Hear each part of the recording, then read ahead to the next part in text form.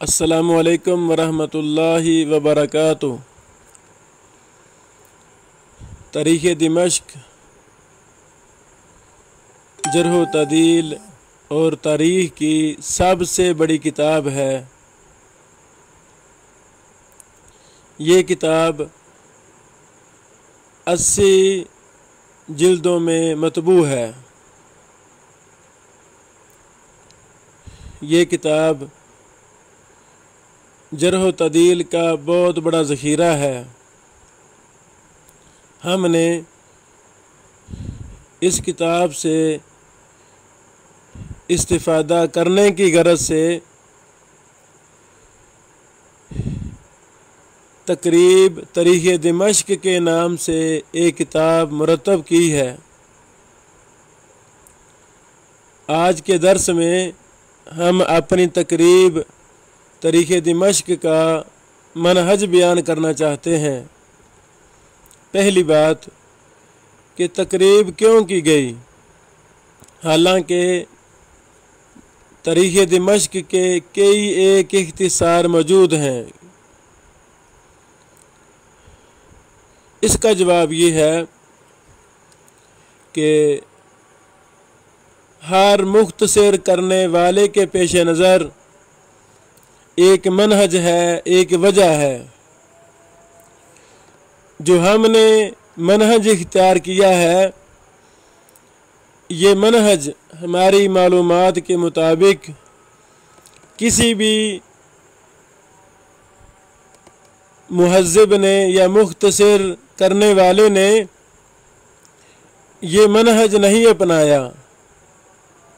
ہمارے پیش نظر یہ ہے کہ چونکہ تاریخ دمشق ماشاءاللہ علم تاریخ، علم روایات، علم علل، علم اصول حدیث اور علم جرح و تعدیل کا بہت بڑا ذخیرہ ہے، کیوں نہ ہم اپنے لیے اور امت مسلمہ کے لیے صرف جرح و تعدیل کی بحوث کو اکٹھا کر دیں، تاکہ یہ 80 جلدوں والی کتاب ایک جلد کے اندر یا زیادہ سے زیادہ 2 جلدوں میں یہ مکمل ہو جائے۔ راوی کا نام اس راوی پر جو امام ابن عساکر رحمہ اللہ نے جرح و تعدیل کے حوالہ سے اپنا حکم لگایا ہے یا کسی محدث کا حکم لگایا ہے، یہ راوی ثقہ ہے یا ضعیف ہے وغیرہ وغیرہ۔ ہم نے اپنی اس مبارک تقریب کے اندر صرف جرح و تعدیل کے اقوال کو اکٹھا کیا ہے تاریخ دمشق سے۔ اللہ اکبر! تاکہ علماء کرام، شیوخ کرام، محققین تاریخ دمشق کے اندر جو روات پر حکم موجود ہیں وہ ان سے استفادہ کر سکیں اور جلدی استفادہ کر سکیں۔ اور یہاں یہ بھی بات ہم بتانا چاہتے ہیں کہ امام ابن عساکر رحمہ اللہ نے ہر راوی پر جرح و تعدیل کے لحاظ سے بحث نہیں کی۔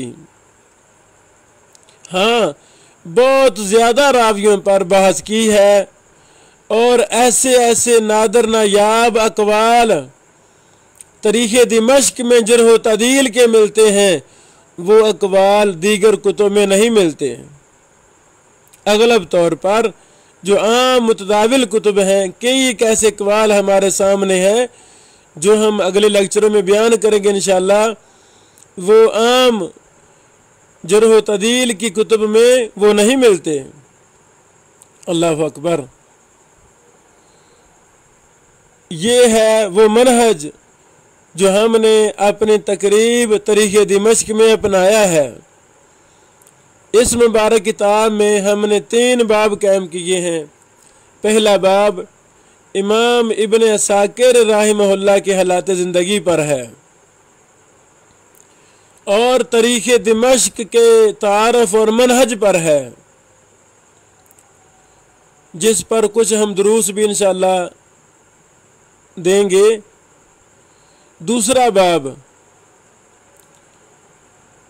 وہ علوم حدیث کے فوائد اور اصول و ضوابط جو امام ابن عساکر رحمہ اللہ نے اپنی مبارک کتاب تاریخ دمشق میں نقل کیے ہیں، ان کو بھی ہم نے جمع کرنے کی ادنا سی کوشش کی ہے۔ اور تیسرا باب ان روات کا ہے جن روات پر امام ابن عساکر رحمہ اللہ جرح و تعدیل کے لحاظ سے بحث کرتے ہیں، یہ راوی ثقہ ہے یا راوی ضعیف ہے وغیرہ وغیرہ، پھر ہم نے ان کو جمع کر دیا ہے۔ یاد رہے کہ ہر وہ راوی جس پر امام ابن عساکر رحمہ اللہ نے جرح و تعدیل کے لحاظ سے بحث کی ہے، خواہ ایک لفظ بھی لکھا ہے، وہ بھی ہم اپنی تقریب کے اندر لائے ہیں، اور جس پر کوئی بحث نہیں کی، جرح و تعدیل کے لحاظ سے بحث کی ہی نہیں ہے، اس کو ہم نے اپنی تقریب میں جگہ نہیں دی، کیونکہ ہمارے پیش نظر صرف اور صرف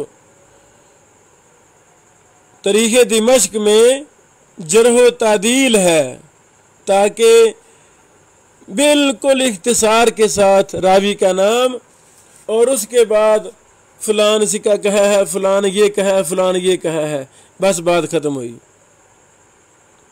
اللہ رب العالمین ہمیں اس کتاب سے استفادہ کرنے کی توفیق عطا فرمائے، اور جس عظیم منہج اور مشن کے تحت ہم نے اس کام کو کیا، اللہ تعالیٰ سے قبول فرمائے اور امت کے لیے